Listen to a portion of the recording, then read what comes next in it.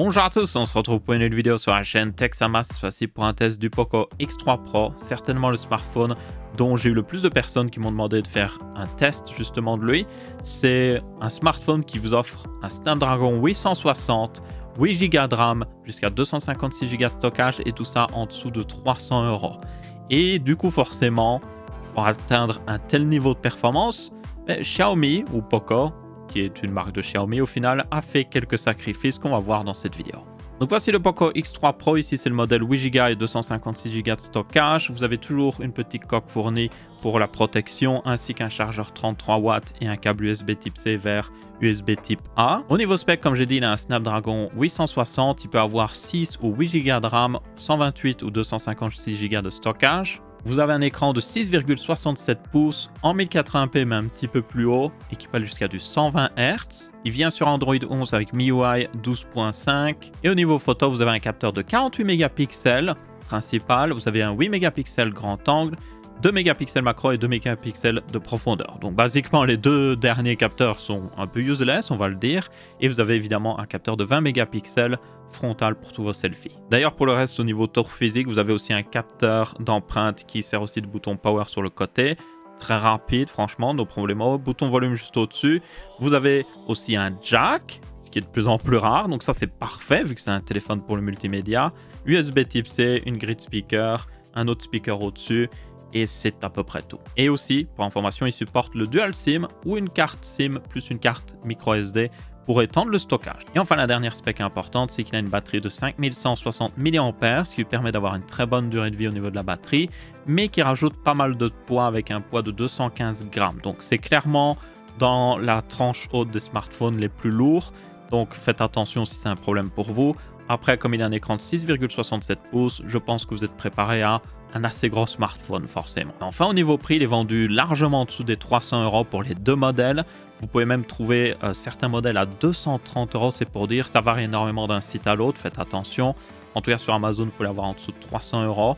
Et il y a aussi d'ailleurs le double 11, il me semble, d'AliExpress le jour où cette vidéo sort. Donc ma foi, vous pourriez l'avoir encore moins cher là-bas pour ceux qui sont intéressés.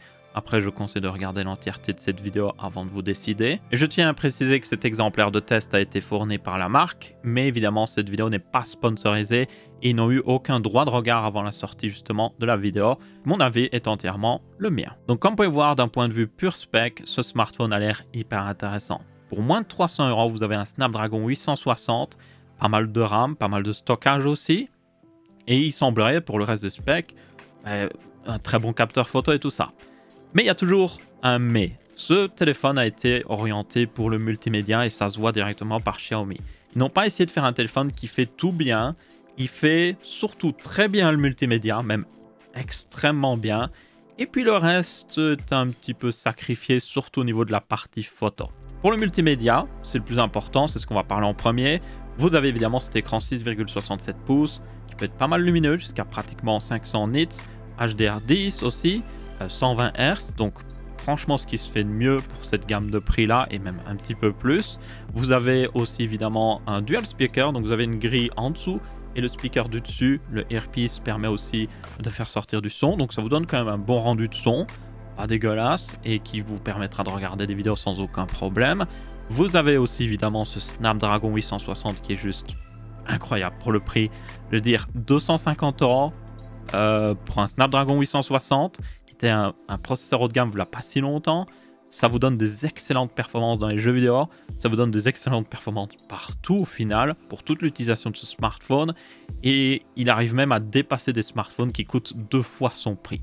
Donc juste vraiment une valeur incroyable ici. Et donc ça permet de juste passer l'expérience multimédia à un niveau qui est selon moi supérieur à la plupart des smartphones de cette gamme de prix. Donc c'est pour ça que selon moi, je vous le dis, il est fait pour le multimédia. Maintenant, là où il y a eu les sacrifices, c'est au niveau de la photo. Donc là, le capteur de 48 mégapixels est décevant, franchement. Vous pourriez vous dire, oh, 48 mégapixels, on va avoir des images incroyables.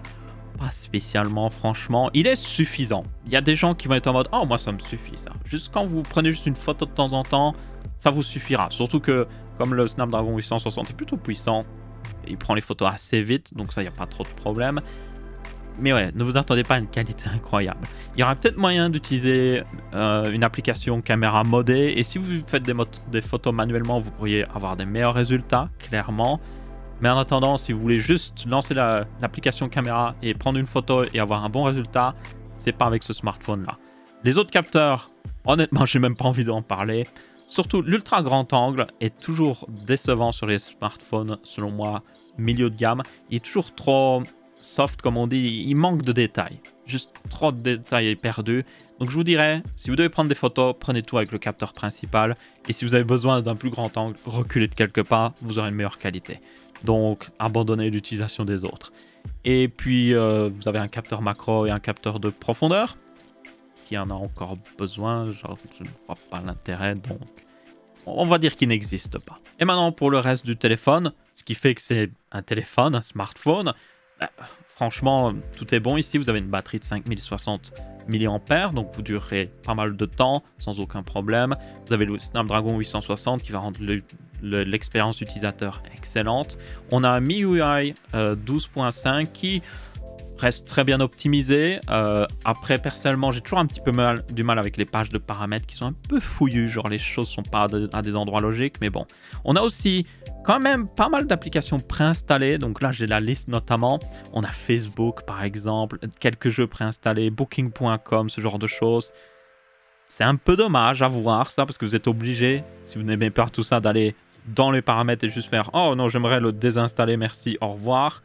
Et pour information, évidemment, vous pouvez désinstaller la plupart de ces applications, donc c'est pas un problème. C'est pas comme à la bonne vieille époque où on pouvait rien désinstaller, mais il faudra le faire. Ça prend un peu de temps et c'est un peu dommage. Et évidemment, par défaut, vous avez toujours certaines pubs qui s'affichent avec le Play Store, avec Xiaomi. Ça, c'est très connu, donc il faudra aussi aller les désactiver. Mais sinon, pour le reste, ce qui fait que c'est un smartphone, il est très bon. Dès que vous l'aurez pris en main, que vous aurez désinstallé ce qu'il faut et tout, franchement, vous en serez content. Tant que vous n'espérez pas prendre des jolies photos, ça c'est sûr. Et du coup, c'est à peu près tout, il n'y a pas plus à dire. Si vous recherchez l'un des meilleurs smartphones en dessous de 300 € pour du multimédia, vous ne trouverez pas meilleur que le Poco X3, que ce soit pour les jeux vidéo, lire des vidéos ou même de l'émulation, il est juste excellent. Il y a d'autres alternatives qui sont très bonnes aussi, si vous voulez un téléphone plus équilibré, ça il faut toujours en tenir compte. Mais si vous voulez vraiment pour l'expérience multimédia, c'est certainement ce que vous avez de mieux. Et à un prix très contenu, franchement. Vous aurez des liens dans la description pour ceux qui sont intéressés de l'acheter. Merci d'avance, ça permet de soutenir la chaîne avec les liens affiliés. Après, vous n'êtes pas obligé de le faire. Il y a d'autres smartphones qui existent. Si vous le trouvez moins cher autre part, ne vous faites pas prier. Dans tous les cas, merci à tous d'avoir regardé. Si vous avez bien aimé, vous pouvez laisser un petit pouce bleu. Si vous n'avez pas aimé, vous pouvez laisser un petit pouce rouge. Et on se retrouvera pour une prochaine vidéo. Ciao, ciao.